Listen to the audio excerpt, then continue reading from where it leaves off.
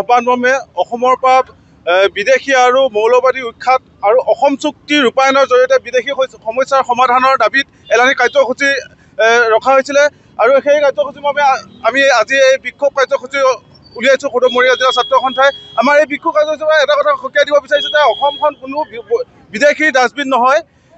ইচ্ছা কৰিলে এই চৰকাৰখনে আনি ইয়াত বিদেশী জাপি দিব। এইটো অসম চৰকাৰখনে যি মন আহে তাকে কৰি থাকিব। এইটো কোনো কথাতে আমি মানি ল'ব নোৱাৰোঁ। সদৌ অসম ছাত্ৰ সন্থাই বা অসমৰ ৰাইজে বিদেশী সমস্যাটো সমাধানৰ কাৰণে এটা বাট বুলি দিছিল, অসম চুক্তিখন কৰিছিল। অসম চুক্তিখন ৰূপায়ণ কৰা হয় বিদেশী যিটো সমস্যা সেই সমস্যাটো তাহাঁতে শেষ হৈ গ'ল।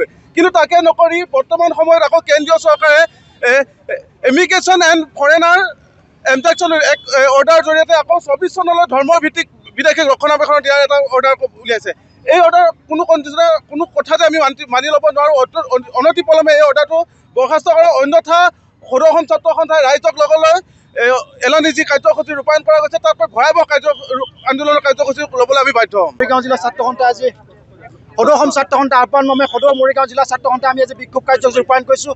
আমাৰ কথা স্পষ্ট, কোনো কাৰণতে আমি কা মানি নলওঁ। অসম চৰকাৰে কেন্দ্ৰীয় চৰকাৰে দমন নীতিৰে এই কাখন আমাৰ ওপৰত জাপি দিব চেষ্টা কৰিছে। ইটোৰ ওপৰত সিটো তেওঁলোকে অৰ্ডাৰ আনিছে। এই অৰ্ডাৰ নাটক আৰু নচলিব। আমাৰ কথা স্পষ্ট, অনতিপলমে অসমৰ পৰা কা বাতিল কৰক, অন্যথা আমাৰ আন্দোলন তীব্ৰতৰ হ'ব। আজি আমি সমগ্ৰ মৰিগাঁও জিলাৰ ছাত্ৰ ছাত্ৰী সকলো আমি ওলাই আহিছোঁ। সদৌ ছাত্ৰ সন্থাৰ বিষয়ববীয়াসকল সমগ্ৰ ছাত্ৰ সমাজ আজি ওলাই আহিছে। এটা কথা স্পষ্ট, যেতিয়া আবাল বৃদ্ধ বনিতা সকলো ওলাই আহিব তেন্তে কিন্তু বিজেপি চৰকাৰ থাকিবলৈ ঠাই নাইকিয়া হ'ব। অসমৰ আবাল বৃদ্ধ বনিতা সাধাৰণ জনতা সকলোৱে কৈছে এই কাখনে অসমৰ অস্তিত্ব নাইকিয়া কৰিব। এই কাখনে অসমৰ খিলঞ্জীয়া ৰাইজক বিপদাপন্ন কৰিব। যিখন কা অসমৰ ৰাইজৰ অস্তিত্ব নাইকিয়া কৰিব, অসমৰ খিলঞ্জীয়া ৰাইজক বিপদাপন্ন কৰিব।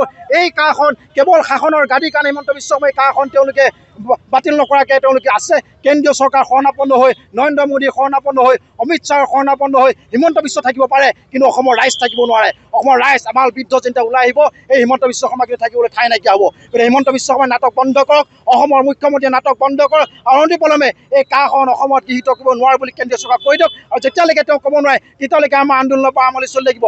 আমাৰ কথা স্পষ্ট, ধৰ্মৰ ভিত্তিত বিদেশী ভাগ কৰা তেওঁলোকে যি তেওঁ নতুনকৈ তেওঁলোকে হেৰি কৰিছে, ধৰ্মৰ ভিত্তিক বিদেশী ভাগ কৰা তেওঁলোকে ষড়যন্ত্ৰ কৰিছে। আমি কৈছোঁ ধৰ্মৰ ভিত্তিক বিদেশী ভাগ কৰা নচলিব। সেয়া হিন্দু হওক বা মুছলমানে হওক, 1971 চনৰ 25 বছৰ পাছত অহা সকলো বৈধ বিদেশী সম্পদ বিতাড়িত হ'ব লাগিব।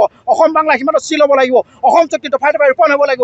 এই কথাখিনিকে কৈ আজি আমাৰ 40টা বসন্ত পাৰ হৈ গ'ল, কিন্তু এই হিমন্ত বিশ্ব শৰ্মাই এই কথাখিনি গম নাপায়। কেইবাখনো চৰকাৰ আহিল, কংগ্ৰেছ চৰকাৰ আহিল, বিজেপি চৰকাৰ, SB চৰকাৰ, বহুকেইখন চৰকাৰ আহিল, বহুকেইখন গ'ল, কিন্তু অসম চুক্তি যে দফাই দফাই ৰূপায়ণ কৰিব লাগে, অসম চুক্তি যে প্ৰতিটো দফাই যে ৰূপায়ণ কৰিব লাগে, দাড়ি কমা নোহোৱাকৈ ৰূপায়ণ কৰিম বুলি কৈছিলে এটা সময়ত এই অমিত শ্বাহে, কিন্তু কি হ'ল আজিলৈকে তেওঁলোকে সেই বিপ্লৱ সমাৰোহ প্ৰতিবেদন আজিলৈকে তেওঁলোকে ৰূপায়ণ নকৰিলে। আমাৰ কথা স্পষ্ট, অসমত কোনো কাৰণতে আমি কাখন থাকিবলৈ নিদিওঁ। যেতিয়ালৈকে তেওঁলোকে কাখন নাটক চলাই থাকিব আমি অসমৰ ৰাইজৰ আবাল বৃদ্ধ বনিতা সকলো ৰাইজৰ সহযোগত আমি আন্দোলনৰ পৰা আমলি চলাই যাম। এই কথা স্পষ্ট। অসম আন্দোলন মৰিগাঁৱৰ পৰা ততোধিক শ্বহীদ হৈছিল আৰু শ্বহীদ হ'বলৈ আমি সাজু আছোঁ, কিন্তু কোনো কাৰণতে মৰিগাঁও জিলাত কোনো কাৰণে সমগ্ৰ অসমত কাখন আমি হ'বলৈ নিদিওঁ। এই কথা স্পষ্ট।